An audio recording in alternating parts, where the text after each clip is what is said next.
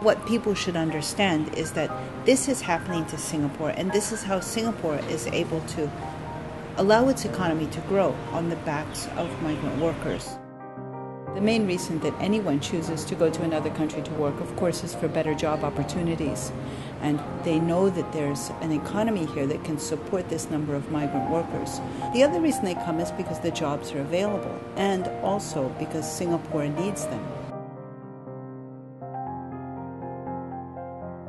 Coming for Singapore working, make money. After I working at US Embassy, washing the boundary wall. I do working painting, welding, sometime other working.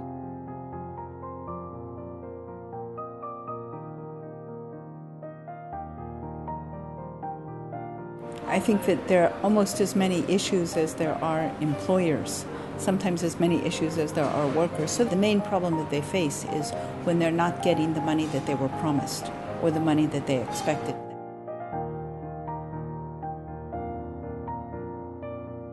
Before time money sent can my family all thing good. Now money sent cannot. Now something problem. There are so many different ways of shortcutting the system, evading the regulations, not following the law, not enforcing the law, and of employers constantly aware of how they can evade providing properly for their workers. I can speak specifically for the Bangladeshi workers that I see at the Cutaways project, and for them, two main sorts of issues, one relating to medical problems and one relating to salaries. So among the medical problems, they have problems with, after they have a workplace accident, problems of being repatriated before they're able to seek medical care. I second company working 3 years. So last time everything okay. Then last May, 11 May, I working US Embassy, washing the outside boundary wall. And my company never check equipment of electrical things. So electrical, some wire open. Then I climb up ladder, maybe 4 meters. Washing water jack after suddenly electric shock. Then maybe 3 or 4 minutes, that time no sense. Then I fall down and broken my backbone. First time I go hospital, stay 14 days. My boss also coming hospital every day see me. He helped me that time. But after I go office, stay 3 months. He never pay me salary, MC money. Then suddenly he tell me working.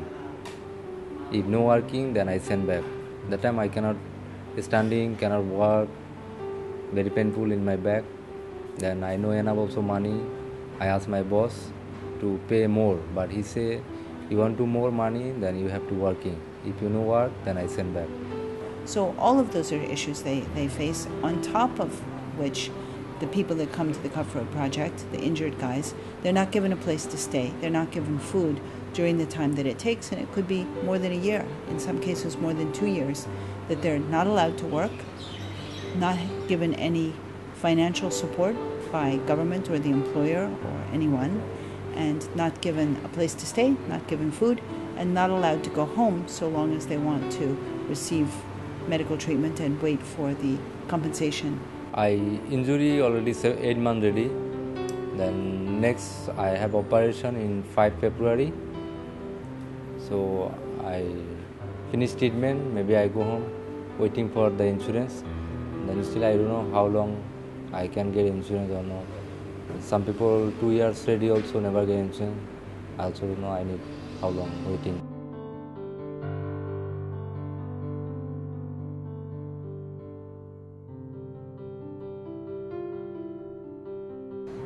December 2011, I working start, working welding. My friend lifting, I just only magneted put ready. After beside 4 meter, 5 meter, I stand by. This man take suddenly magnet plate drops. My leg coming, I feeling after ambulance coming, take ready hospital. My leg here coming broken ready.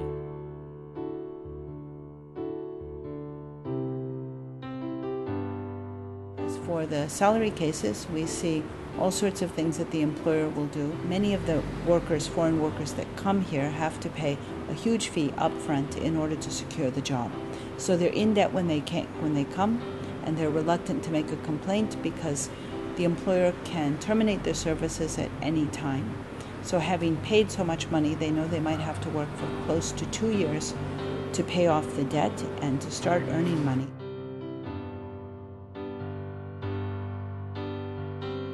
Give money my agent Singapore. I first time coming $10,000. Then I go back 5 year, only 5 months. My company, first company, bankrupt ready. Then I again come back Singapore. Some more money, 4,000. I think Singapore is very good country, so I coming here to work, making money. I working 4 years. Singapore good, but maybe I cannot come back again. Singapore cannot working. People assume that they wouldn't come unless it were worth their while, and yet many studies have shown that a lot of workers go back worse off than they came. In fact, with the Bangladeshis that I talk to, the ones that I talk to, all of them go back worse off than they came, which means it's been a huge loss for many of them. Singapore coming 3 times ready. 5 years in say 3 times I'm Singapore coming. I totally my money 18,000 Sim dollar because this money I cannot take back. I working also. I Singapore coming 5 years working. I think free working. That my money also cannot take back.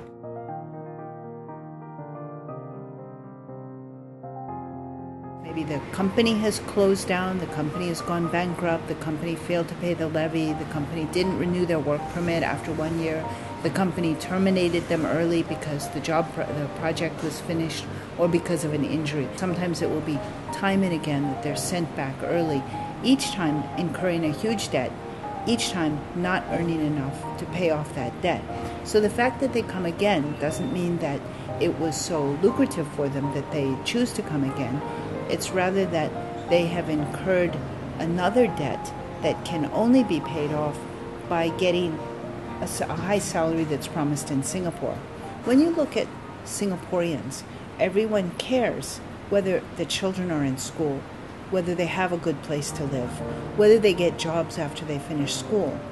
But there's none of that concern about migrant workers, about whether their children are going to school, are being fed, or have clothes, or have decent housing.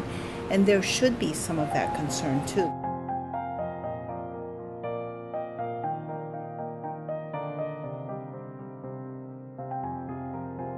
I know that it's not true of all of them, but it's true for a huge number.